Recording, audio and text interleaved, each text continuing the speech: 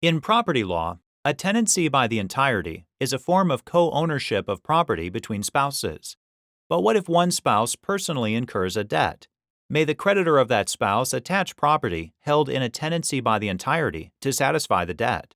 The Vermont Supreme Court considered this question in RBS Citizens v. Ouhrabka. Jan Ouhrabka was the owner of a jewelry company in Rhode Island.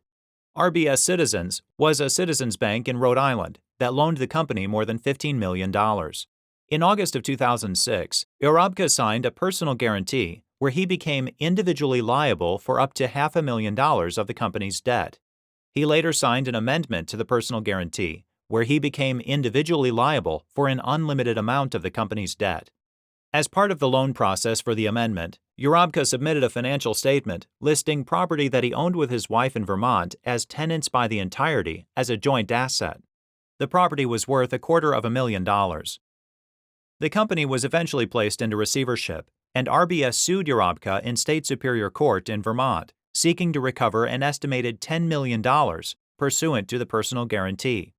In conjunction with the complaint, RBS also moved for a prejudgment writ of attachment against Ouhrabka's property, including the property he owned with his wife in Vermont as tenants by the entirety. The court denied the writ and held that under Vermont common law, an individual creditor of a debtor can't attach property jointly held by the debtor and a non-debtor when the property is held as tenants by the entirety. RBS filed an interlocutory appeal to the Vermont Supreme Court.